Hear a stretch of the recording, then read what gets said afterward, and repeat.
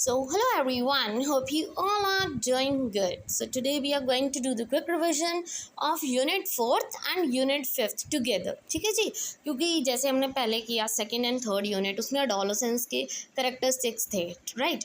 तो वैसे ही adult learners के दो यूनिट्स हैं, ठीक है जी, जैसे कि Unit 4 एंड Unit 5, तो दोनों ही हम एक साथ कर लेंगे because it's very simple unit. Adult learners के अब करेक्टरिस्टिक्स करेंगे। अडोलेसेंस जो हमने किया, जैसे 9 ईयर्स से लेके 21 ईयर्स तक और 18 और 19 ईयर्स तक अडोलेसेंस स्टेज होती है, राइट, चाइल्डहुड और अडल्टहुड के बीच में। अब आते हैं अडल्टहुड के एज की बात करते हैं। Adulthood means 21 years of age, right, 21 से लाइफ टाइम तक, वो होते हैं अडल्ट्स। अडल्ट्स मीन्स जैसे कोई 19-20 साल का, 21 साल के और थ्रू आउट द लाइफ, मतलब जब थोड़ी अकल आने लग जाती है, समझ आने लग जाती है इंडिविजुअल में, ठीक है, वो समझना स्टार्ट करता है, सारी दुनिया उसको समझ में आने लगती है, सेल्फिशनेस टाइप वाला कंसेप्ट उसको समझ में आने लगता है, लव क्या होता है वो समझ में आने लगता है उसको, इन रियलिटी लाइफ क्या है, इन शॉर्ट वो समझ आने लग जाती है उसको, ठीक है। 18 से लेके 21 साल, 21 साल से continuous through out the life वो अडल्टहुड होती है, राइट।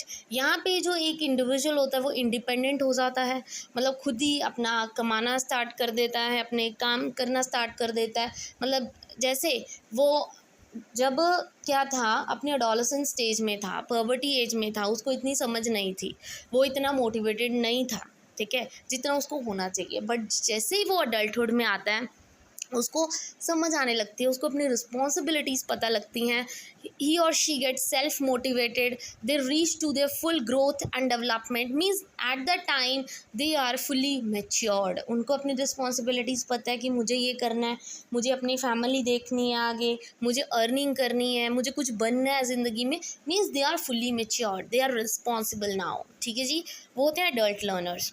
अब नाउ अडल्टहुड में उनकी करेक्टरिस्टिक्स पढ़ते हैं। अगर एकेडमिक करेक्टरिस्टिक्स की बात करें तो अडल्ट लर्नर्स की क्या क्या करेक्टरिस्टिक्स होती हैं। एकेडमिक्स की अगर बात करें, they are very self directed, उनको पता होता है ये मेरा गोल है, मुझे ये करना है, ये पढ़ना है, ये कोर्स सिलेक्ट करना है, this is what academic characteristics. They are experience in the senses, वो अपने जो उन्होंने एक्सपीरियंस किया, जो उनके एक्सपीरियंसेस हैं, उसको उस प्लेस में लेके आते हैं, अपनी क्लासरूम में अपने एक्सपीरियंसेस लेके आते हैं, लोगों से शेयर करते हैं, टीचर से शेयर करते हैं।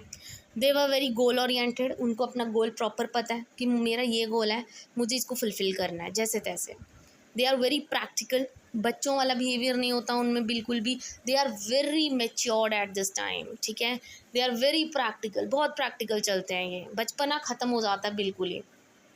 डाइवर्स नीड्स, ठीक है जी, अलग अलग जो नीड्स हैं उनकी, उनको पूरा करने के लिए कौन सा वो कोर्स सिलेक्ट कर रहे हैं, क्या उनको आगे जाके बनना है, they are very serious. And interaction, मतलब कम्युनिकेशन स्किल्स बहुत अच्छी हो जाती हैं उनकी।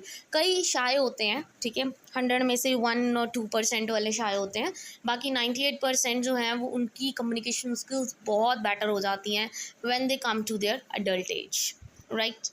Then come their social characteristics, society से रिलेटेड उनके कैसे करेक्टरिस्टिक्स होते हैं। दे लर्न मॉरल वैल्यूज़, उनको ट्रेडिशंस के बारे में पता लग जाता है। They are bounded by the customs and traditions, वो जो सोशल बैरियर्स है, जब वो अपनी पॉवर्टी में थे उस टाइम तो वो मानते नहीं थे, वो कहते थे क्या ये सोसाइटी है, क्या रूल्स हैं, ऐसा थोड़ी होता है, ये होता है, वो होता है। जैसे ही वो मेच्योर होते हैं, अडल्टहुड में आते हैं, तो उनको समझ आती है कि ये चीज़ें भी ज़रूरी हैं, ये बैरियर्स भी कहीं ना कहीं ज़रूरी होते हैं। They become serious about their career, ठीक है, वो रिलेशनशिप्स को लेके बहुत सीरियस होते हैं, चाहे वो फैमिली रिलेशनशिप है, ऑपोजिट सेक्स से relationship, it can be anything. Increase in spirituality, ठीक है, भक्ति भावना वाली फीलिंग ज़्यादा आने लगती है उनको, लोगों पे से विश्वास उठ जाता है, मतलब एक तरह से उनको समझ आने लग जाती है। पॉजिटिव और नेगेटिव इफेक्ट होते हैं उनकी हेल्थ पे, डिपेंड करता है, कई बार वो बहुत स्ट्रेस ले जाते हैं किसी चीज़ का, because they have lots and lots of responsibilities, ठीक है, मे बी कुछ इकोनॉमिक प्रॉब्लम हुई हो, सैलरी नहीं आई, दिस दैट, ये सब इश्यूज बहुत होते हैं और ये कहीं ना कहीं हेल्थ को इफेक्ट कर जाते हैं। And they were bounded by the customs and traditions of the society, right. ये हमारी 4th यूनिट डन। अब 5th यूनिट में उनकी इमोशनल और कोग्निटिव करेक्टरिस्टिक्स है। इमोशनल मतलब उनकी इमोशन से रिलेटेड क्या क्या चीज़ें देखने को मिलती हैं। Emotionally they are very matured, they are understandable now, थोड़ा बहुत स्ट्रेस तो सबको होता है। कॉन्फिडेंस कहीं ना कहीं वो लैक बिहाइंड कर जाते हैं कुछ जो शाय वाले पर्सन होते हैं। एंड न्यू रिस्पॉन्सिबिलिटीज़ उनको एक्सेप्ट करनी पड़ती हैं इस टाइम पे। राइट क्योंकि देखो एडोलेसेंस पीरियड तक तो उन पर कोई रिस्पॉन्सिबिलिटी नहीं थी, घर वाले थे, देखते थे, सारा उनका खर्चा वगैरह उठाते थे।